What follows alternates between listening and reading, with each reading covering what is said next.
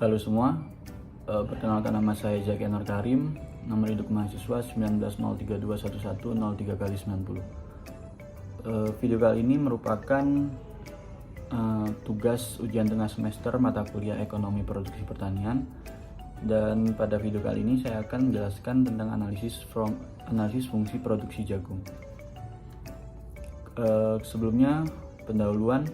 Tingkat produksi dalam kegiatan usaha tani ditentukan oleh banyak faktor, diantaranya adalah alokasi penggunaan input yang dilakukan oleh petani seperti benih, pupuk, dan tenaga kerja.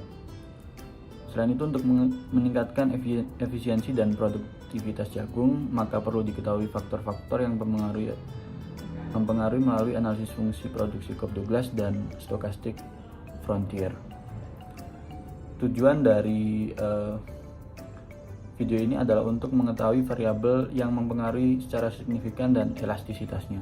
Yang kedua, untuk mengetahui nilai produk maksimum atau NPM atau VPM dan elastisitas dari masing-masing variabel. Lalu yang ketiga adalah untuk mengetahui tingkat efisiensi teknis pada masing-masing petani jagung. Oke, jadi terdapat data produksi jagung beserta beberapa variabel input produksi yang sudah saya kalikan 90 yang merupakan NIM saya, dan saya sudah ubah ke len seperti yang ada di layar. Jadi kita copy datanya, kita buka SPSS,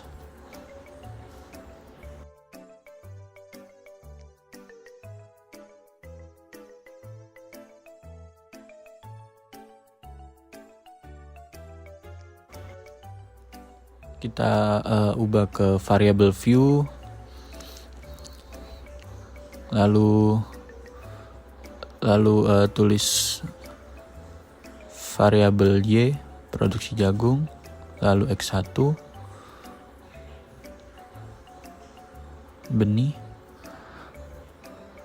lalu X2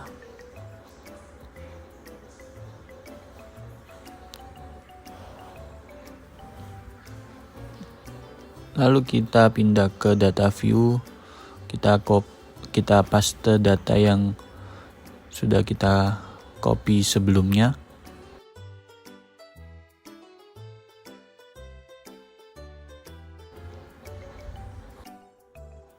Lalu kita analyze regression linear. Lalu kita pindahkan variabel produksi jagung ke variabel dependent, variabel X1 benih dan X2 tenaga kerja ke variabel independen, lalu oke. Dan outputnya sudah keluar.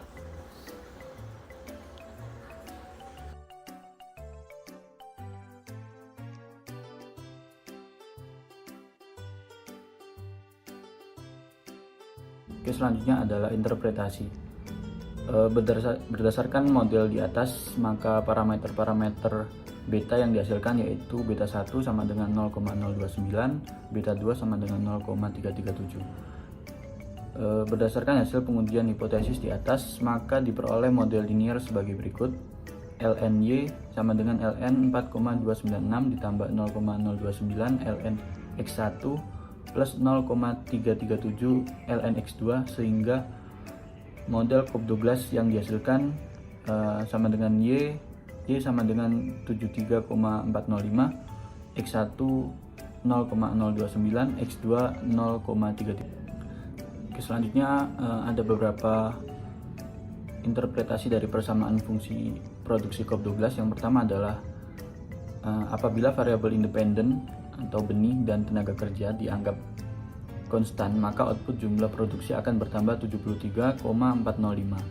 Yang kedua, besarnya koefisien regresi variabel benih sebesar 0,029. Artinya apabila benih naik 1%, maka jumlah output akan mengalami kenaikan sebesar 0,029 dengan asumsi variabel-variabel lain bersifat konstan. Yang ketiga adalah besarnya koefisien regresi variabel tenaga kerja 0,337. Artinya apabila volume tenaga kerja 1%, maka jumlah output akan mengalami kenaikan sebesar 0,337 dengan asumsi variabel-variabel lain bersifat konstan. Selain itu berdasarkan nilai elastisitas dapat diketahui bahwa elastisitas benih sebesar 0,029 dan elastisitas tenaga kerja sebesar 0,337. Sehingga nilai elastisitas faktor produksi tenaga kerja atau X2 paling berpengaruh di antara faktor produksi benih karena nilai elastisitasnya paling besar. Lalu berdasarkan elastisitas tersebut juga dapat diketahui intensitas produksinya lebih bersifat padat tenaga kerja dan tidak bersifat padat modal. Hal ini dikarenakan nilai elastisitas tenaga kerja yang digunakan lebih besar dibandingkan nilai elastisitas modal berupa benih yang digunakan. Dan yang terakhir berdasarkan hasil estimasi yang merupakan hasil dari penjumlahan nilai koefisien masing-masing variabel 0,029 ditambah 0,33 itu sama dengan 0,33. Oke, selanjutnya adalah perhitungan produk nilai maksimum. Bisa kalian lihat sendiri, terdapat dua perhitungan. Kita bisa lihat yang di sebelah kiri, hasilnya 1,45 lebih dari 1, sehingga produksi belum efisien atau penggunaan input produksi belum profit. Sedangkan pada perhitungan yang sebelah kanan 0,8 kurang dari 1, sehingga produksi belum efisien atau penggunaan input belum memaksimalkan profit. Oke, selanjutnya bisa kita lihat pada gambar sebelah kanan merupakan output dari fungsi produksi frontier. Bisa kita interpretasikan bahwa kasus inefisiensi di lapangan nilai LR test sama dengan 0,6911 4986E plus 01, nilai DF sama dengan 2, nilai kode PALM pada derajat kesalahan 0,05 adalah 5,138, nilai LR test lebih dari kode PALM, maka dari itu dalam analisis ini hipotesa H0 ditolak dan H1 diterima. Dari pernyataan di atas berarti terdapat kasus inefisiensi di lapangan. Persentase error term yang disebabkan inefisiensi teknis atau gamma alpha yang digunakan 5%, maka nilai T tabel adalah 1,980626. T hitung sebesar 17,85, maka nilai T hitung lebih dari nilai T tabel, sehingga koefisien gamma adalah 90,97% error term disebabkan karena inefisiensi teknis dan 9,03% error term disebabkan karena adanya risiko. Oke, selanjutnya adalah uji pengaruh setiap variabel. Untuk variabel pertama atau X1 benih, nilai T hitung adalah minus 0,9, tidak signifikan. Jika X1 dinaikkan sebesar 1%, maka output akan menurun sebesar minus 85%. Pada variabel X2 atau tenaga kerja, nilai T hitung adalah 3,22, signifikan. Jika X2 tenaga kerja dinaikkan sebesar 1%, maka output akan meningkat sebesar minus 36%. Yang ketiga adalah pupuk kandang atau X3, nilai T hitung adalah minus 2,83, signifikan. Jika X3 dinaikkan sebesar 1%, maka output akan menurun sebesar minus 0,26%. Dan yang keempat adalah pupuk fosfat, nilai T hitung adalah 3,73, signifikan. Jika X4 dinaikkan sebesar 1%, maka output akan meningkat sebesar 0,45%. Oke, dapat disimpulkan petani yang efisien secara teknis adalah petani dengan nomor responden 48, 58, 62, 63, 65, 72, 75, 88, 94, 95, 96, 100, 112, 118, dan 120.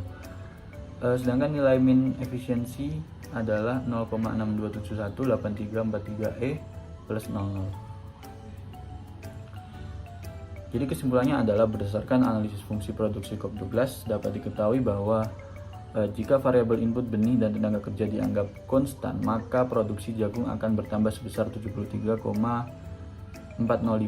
Berdasarkan nilai elastisitas dapat diketahui bahwa elastisitas benih sebesar 0,029 dan elastisitas tenaga kerja sebesar 0,337, sehingga nilai elastisitas faktor produksi tenaga kerja atau X2 paling berpengaruh pada faktor produksi benih karena nilai elastisitasnya paling besar Dan berdasarkan perhitungannya atau NPM per VPM atau NPM per VMP, diketahui bahwa baik input benih dan tenaga kerja masih belum efisien atau penggunaan input tersebut belum memaksimumkan profit.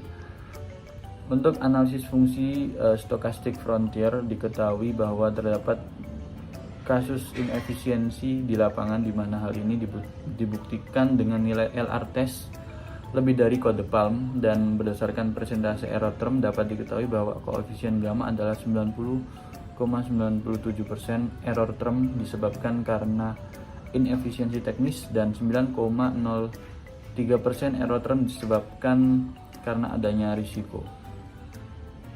Sekian yang dapat saya sampaikan pada video kali ini. Kurang lebihnya saya mohon maaf. Sampai jumpa.